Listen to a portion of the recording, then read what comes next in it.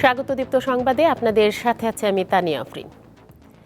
সম্প্রতি রাজনৈতিক পট পরিবর্তনের প্রেক্ষাপটে জীবন বাঁচাতে রাজনীতিবিদ, পুলিশ কর্মকর্তা ও বিচারক সহ ৬২৬ জন বিভিন্ন সেনানিবাসে আশ্রয় নিয়েছিলেন।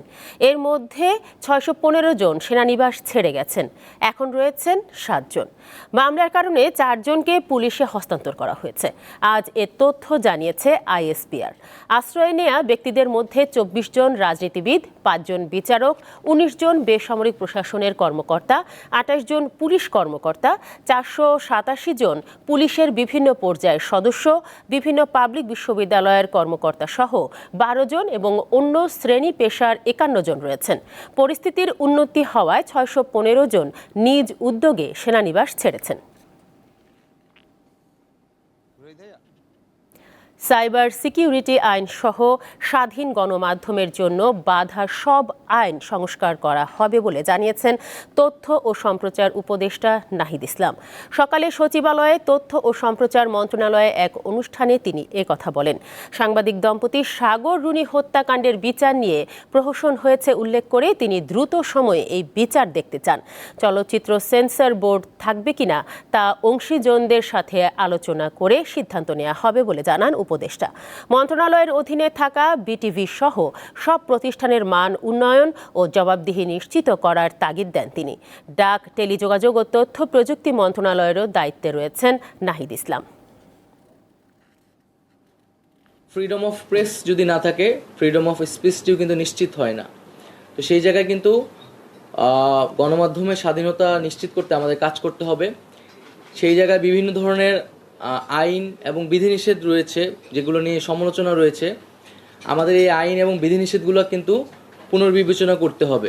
সাগর রুনি হত্যাকাণ্ড সহ এই ধরনের যে হত্যাকাণ্ডগুলো হয়েছে, সাংবাদিকদের উপর নিপীড়ন হয়েছে, এই বিষয়গুলোর তদন্ত করতে হবে এবং সরকারের জায়গা থেকে যা ভূমিকা বা মন্ত্রণালয়ের জায়গা থেকে সেই ভূমিকাগুলো আমরা অবশ্যই পালন করব।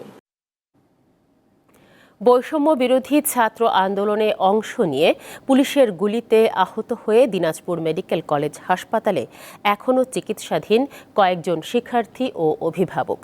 গুলির ক্ষত নিয়ে অসহ্য যন্ত্রণায় ভুগছেন তারা। শিবগঞ্জ সরকারি ডিগ্রি কলেজের ছাত্র আবু সাইদ বৈষম্য বিরোধী ছাত্র আন্দোলনের সক্রিয় কর্মী তিনি। গত ৪ আগস্ট দিনাজপুর জেনারেল হাসপাতালের সামনে বিক্ষোভ মিছিলে অংশ নিয়ে স্লোগান দেওয়ার এক পর্যায়ে পুলিশের গুলি তার পায়ে লাগে। আটকা পড়ার পর তালা লাগা দিচ্ছে মসজিদে, আর বাইরে থেকে পুলিশ বলতেছে তোমরা বের হও, গুলি করবো না। তখন পুলিশের কথা শুনে আমরা একটু সামনে গেছি। সামনে যাওয়ার পর সামনাসামনি আমার প্রায় 10 ফিটের সামনে থেকে রাবার বুলেট এবং ছিটা গুলি মারছে। আমি ভাবছিলাম হয়তো বের করবে, এই জায়গায় আসে, এটা আমার ছিল, কিন্তু ডাক্তার বলতেছে যে এগুলো বের হবে না। এখন এটাই নিয়ে কনফিউজে আছি যে এখন যে থেকে যায় পরবর্তীতে সমস্যা হয় কিনা। মোহাম্মদ তামিমের ছোট ভাই দিনাজপুর সরকারি কলেজের সমাজবিজ্ঞান বিভাগের ৩য় বর্ষের ছাত্র। ছোট ভাইয়ের সাথে ছাত্র আন্দোলনে যোগ দেন তামিম। এখন তার শরীর জুড়ে পুলিশের ছোড়াগুলির চিহ্ন। কয়েকটা পুলিশ আসলো, আস্তে আস্তে বলতেছে যে আমাদের কাছে কিছু নাই, আমরা গুলি করবো না, আমাদের কাছে কিছু নাই, তা আমাদেরকে যাইতে দেন। তা আমরা সবাই মিলে বললাম ঠিক আছে তাহলে যান, সাইড দিচ্ছি। সামনে ছিলাম আমি, কিন্তু কাছাকাছি আসে আমাকে গুলিটা করে দিল। করে দেওয়ার পর তো দৌড় দিলাম, ওই অবস্থায় দৌড় দিয়ে দেওয়ার পর কিছুক্ষণ পর দেখতেছি আমার পা দিয়ে ব্লাড বের হচ্ছে, উল্টে পড়ে গেছে। শেখ হাসিনা সরকারের বিরুদ্ধে আন্দোলনে অংশ নিয়ে একইভাবে পুলিশের গুলিতে আহত হন রফিকুল ইসলাম। তিনিও এখন হাসপাতালে চিকিৎসাধীন। ওই দিন মিছিলে ছিলাম, সদর হাসপাতালের ভিতরে ঢুকছি, ঢুকে 3টা পুলিশ ছিল ওখানটা। তো 3 জনকার মধ্যে একজন আমাকে দেখেই মানে গুলি করে দিছিল। পিঠের মধ্যে অনেক জখম হয়েছে, মানে এখনো এগুলা ব্যথা ট্যাথা করে, এখনো গুলি টুলিগুলা ঢুকে আছে। দিনাজপুর মেডিকেল কলেজ হাসপাতালে এখনো অনেকে চিকিৎসাধীন রয়েছেন। শরীরের যন্ত্রণার পাশাপাশি তাদের চোখে মুখে ভবিষ্যৎ নিয়ে দুশ্চিন্তার ছাপ। চোখের ভ্রুতে লাগছে, এখন এইটা আমার খুব অসুবিধা করতেছে আর কি। এটা যখনই আমি চোখের পাতা নড়াচড়া করতেছি তখন এটা অসুবিধা করতেছে, ব্যথা করতেছে এবং অসহনীয় ব্যথা মাঝে মধ্যে করতেছে। পাগুলা ফুলে যাচ্ছে, প্রচন্ড যন্ত্রণা করতেছে। আমি শক্তি পাচ্ছি না, কোনো কিছু বাড়ি মারতে পারছি না। গুলিবিদ্ধ শিক্ষার্থীদের নিয়ে দুশ্চিন্তায় দিন পার করছেন তাদের পরিবারের সদস্যরাও। কাজ করি ভাত খাই, আমরা এত টাকা পয়সা পাবো কি? পার্সোনাল দেখাইছি, পার্সোনাল চাচ্ছে 70 থেকে 80 হাজার টাকা। এত টাকা পয়সা আমরা পাবো কি? তো আমাদের ছেলে মেয়ের ভবিষ্যৎ আছে, ভবিষ্যৎ তো নষ্ট হয়ে যাচ্ছে। বৈষম্য বিরোধী আন্দোলন চলাকালে দিনাজপুর মেডিকেল কলেজ হাসপাতাল ও 250 শয্যা বিশিষ্ট জেনারেল হাসপাতালে 2 শতাধিক গুলিবিদ্ধ ব্যক্তিকে চিকিৎসা দেওয়া হয়েছে বলে জানান সিভিল সার্জন। দীপ্ত বার্তা কক্ষ। 1 মাসের অচল অবস্থা কাটিয়ে আজ থেকে সব শিক্ষা প্রতিষ্ঠানের কার্যক্রম পুরোদমে শুরু হয়েছে। এই বিষয়ে জানাতে দিনাজপুর থেকে যোগ দিচ্ছেন আমাদের সহকর্মী সুলতান মাহমুদ। সুলতান, দীর্ঘ 1 মাস পর শিক্ষা প্রতিষ্ঠান খুলেছে, সার্বিক অবস্থা আমাদের জানাবেন।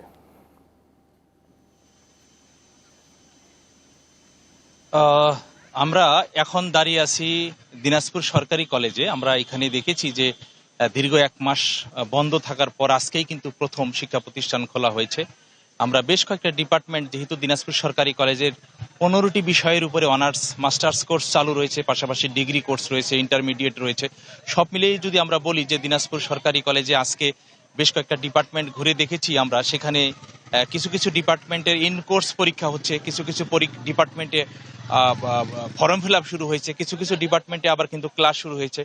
আমরা দেখেছি যে এই সরকারি কলেজের শিক্ষার্থীরা সকাল থেকেই এই দিনাজপুরের, আমরা এখন দাঁড়িয়ে আছি সরকারি কলেজের কলা ভবনের সামনে। এখানে অসংখ্য শিক্ষক, ছাত্ররাও রয়েছে, কর্মকর্তারাও রয়েছে। সবাই কিন্তু আসলে এই দীর্ঘদিন ক্লাসে আসতে না পারায় মাঝখানে বৈষম্য বিরোধী ছাত্র আন্দোলন হয়েছে এবং সেখানে তার অনেকেই ছাত্ররা কিন্তু এখানেও যোগদান করেছিল। এখান থেকেই সব মিলে যদি বলি যে অনেকদিন পর তারা শিক্ষা প্রতিষ্ঠানে এসছে, তাদের সহপাঠীদের সাথে দেখা হয়েছে, শিক্ষকদের সাথে দেখা হয়েছে, কিছু কিছু ক্লাস শুরু হয়েছে। সব মিলেই আসলে দিনাজপুর সরকারি কলেজের অনেকটাই প্রাণ ফিরে এসেছে এবং তারা বলছে যে যেহেতু 1 মাস পরে ক্লাসের আশাতে তাদের উৎফুল্ল প্রকাশ করছে শিক্ষার্থীরা। পাশাপাশি আমরা এটাও দেখেছি যে আপনি জানেন যে বিশেষ করে যে মাধ্যমিক পর্যায়ের যে স্কুলগুলো রয়েছিল সেখানে কিন্তু গত সপ্তাহ থেকে ক্লাস শুরু হয়েছে। আমরা দেখেছি যে কিছু কিছু শিক্ষা প্রতিষ্ঠান, অর্থাৎ সাদেশ্বরী উচ্চ বিদ্যালয়ে আমরা গিয়েছিলাম, সেখানে দেখেছি যে ছাত্রীরা ক্লাস করছে, সেখানে কোনো রকমের গ্যাঞ্জাম হচ্ছে না। তবে আমরা আরেকটা বিষয়, ভিন্ন চিত্র দেখেছি দিনাজপুর জেলা স্কুলে। সেখানে প্রধান শিক্ষককে অপসারণের দাবিতে ছাত্ররা বিক্ষোভ করছে এবং সেখান থেকে রাস্তার বিক্ষোভ করে জেলা প্রশাসকের কার্যালয়ে যাচ্ছে শিক্ষার্থীরা। আসলে বিভিন্ন শিক্ষা প্রতিষ্ঠানে বিভিন্ন রকমের কিন্তু কর্মকাণ্ড রয়েছে। তারপরেও আমরা বলতে পারি যে যেহেতু আজকে কলেজ লেভেলের শিক্ষা প্রতিষ্ঠানগুলো খোলা হয়েছে, এরপর আমরা দেখেছি যে আদর্শ ডিগ্রি কলেজেও কিন্তু আমরা গিয়েছিলাম, সেখানে দেখেছি ইন্টারমিডিয়েট লেভেলের ছাত্ররা তাদের বেতন ভাতা কমানোর দাবিতে তারা কিন্তু বিক্ষোভ করছে, সেখানে কিন্তু ক্লাস হচ্ছে না। আমরা সব মিলে যদি বলি যে দিনাজপুর সরকারি কলেজে অনেকটাই সুষ্ঠু পরিবেশ রয়েছে, ক্লাসও হচ্ছে, শিক্ষার্থীরা এসছে, ফর্ম ফিল আপও হচ্ছে কিছু কিছু ডিপার্টমেন্টে। সব মিলে যদি বলি যে দিনাজপুর সরকারি কলেজের পরিবেশটা অনেকটাই সুন্দর রয়েছে। সুলতান, আপনাকে ধন্যবাদ। দর্শক, এবার জানবো বরগুনার শিক্ষা প্রতিষ্ঠানের খবর। সেখান থেকে যুক্ত হচ্ছেন সহকর্মী শাহ আলী। শাহ আলী, যেমনটি আমরা শুনছিলাম, দিনাজপুরে আমাদের সহকর্মী জানাচ্ছিলেন যে সেইখানকার দিনাজপুরের সরকারি কলেজে শিক্ষার্থীরা ফিরেছেন, শিক্ষা কার্যক্রম শুরু হয়েছে, সেখানকার প্রাণ ফিরে পেয়েছে শিক্ষা কেন্দ্রগুলো। আপনার ওখানে শিক্ষা প্রতিষ্ঠানের শিক্ষার্থীদের উপস্থিতি আপনি কেমন দেখছেন?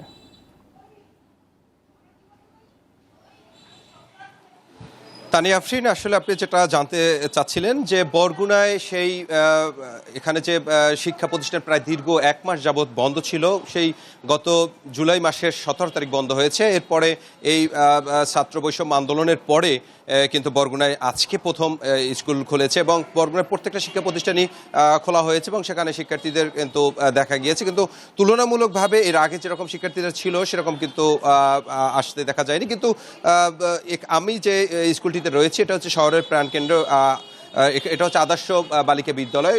তো সেই বিদ্যালয়টি আমরা দেখেছি যে শিক্ষার্থীদের বেশ ভালো উপস্থিতি রয়েছেন এবং সেখানে কিন্তু শিক্ষকরা কিন্তু স্বতঃস্ফূর্তভাবে তাদেরকে পাঠদান শুরু করেছেন। এখানে যে কারিকুলাম বিষয় নিয়ে তারা আসলে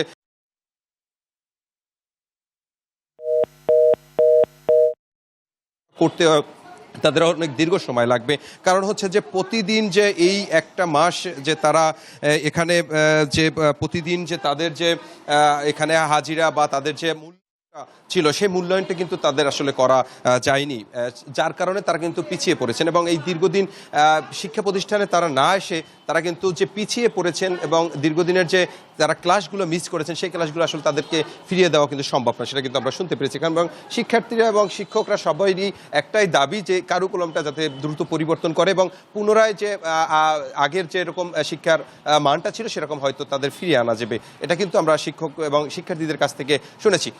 এরপর থেকে হয়তো আগামীকাল থেকে শিক্ষার্থীদের আরও আগ্রহ বেড়ে যাবে স্কুলের প্রতি, কারণ দীর্ঘদিন স্কুলে না আসার কারণে তার আগ্রহ কমে গিয়েছেন এবং শিক্ষা তাদের লেখাপড়ার মানও তাদেরকে কিন্তু কমে গেছেন, বাড়িতে তাদের লেখাপড়া হয়নি। বিভিন্ন জায়গায় যে আন্দোলন সংগ্রাম, কিন্তু এই সকল শিক্ষার্থীরা প্রায় প্রাইমারি থেকে শুরু করে হাই স্কুল, কলেজ লেভেল, মাদ্রাসার সকল শিক্ষার্থীরা কিন্তু আমরা দেখেছি যে মিছিল মিটিংয়ে তারা অংশগ্রহণ করেছেন এবং এর মাধ্যমেই যে ক্ষমতাসীন দল ছিলেন আওয়ামী লীগের সেই দলের কিন্তু সরকার পতন হয়েছে এবং তিনি কিন্তু পতনের পর কিন্তু তাদের মধ্যে স্বস্তি ফিরেছেন এবং তারা এখনও আনন্দ মিছিল করছেন বিভিন্ন জায়গায়। আমরা আজকে দেখেছি যে বৈষম্য ছাত্র আন্দোলন, তারা কিন্তু আজকে তারা সহিংসতার যে হয়েছে সেইগুলোর বিরুদ্ধে আজকে তারা মিছিল করেছেন, বরগুনা সরকারি কলেজ থেকে মিছিলটি নিয়ে তারা কিন্তু প্রেস ক্লাবে সমাবেশ করেছেন, সেটা আমরা দেখেছি। এইরকম আসলে শিক্ষার্থীদের মধ্যে একটু শিক্ষার মানটা কিন্তু ফিরিয়ে আনতে হলে আগের যে যেরকম শিক্ষার মান ছিল সেদিকে ফিরে আনতে হবে। এই ছিল আমার কাছে বরগুনা থেকে সর্বশেষ তথ্য। তানিয়া আফরিন। বরগুনা থেকে শিক্ষা প্রতিষ্ঠানের কার্যক্রম শুরু সম্পর্কে জানাচ্ছিলেন শাহ আলী। লঘুচাপের প্রভাবে উপকূলীয় এলাকায় বৃষ্টিপাত হচ্ছে। সব সমুদ্র বন্দরকে ৩ নম্বর স্থানীয় সতর্ক সংকেত দেখিয়ে যেতে বলা হয়েছে। এ বিষয়ে জানাতে পটুয়াখালী থেকে যুক্ত হচ্ছেন আমাদের সহকর্মী মোহাম্মদ ইমরান। ইমরান, উপকূলীয় এলাকায় লঘুচাপের প্রভাব কতটা পড়েছে?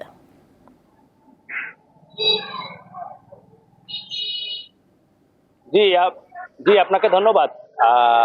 পটুয়াখালীতে কিন্তু গত 3 দিন ধরে টানা বৃষ্টিপাত হচ্ছে, যে কারণে এই উপকূলীয় এলাকায় এক ধরনের মানুষের মধ্যে এক ধরনের স্থবিরতা নেমে এসেছে। আমরা গতকাল দেখেছি যে বিকেল নাগাদ কিন্তু ব্যাপক বৃষ্টি হওয়ার কারণে কিন্তু অনেক দোকানপাট খোলা হয়নি।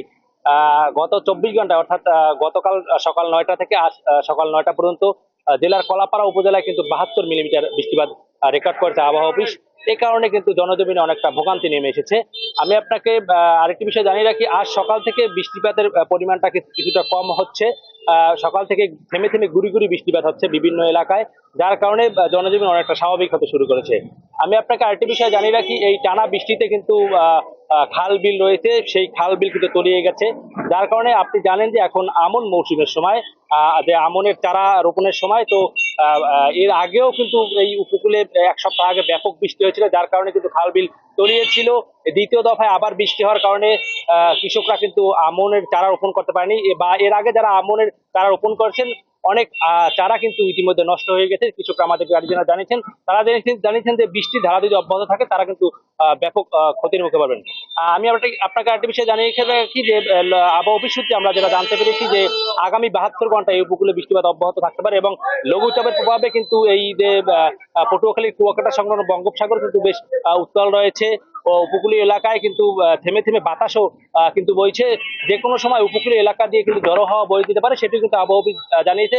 যার কারণে পটুয়াখালীর পায়রা সহ দেশের সব সমুদ্র বন্দরকে কিন্তু 3 নম্বর স্থানীয় সতর্কতা সংকেত দেখিয়ে দিতে বলা হয়েছে।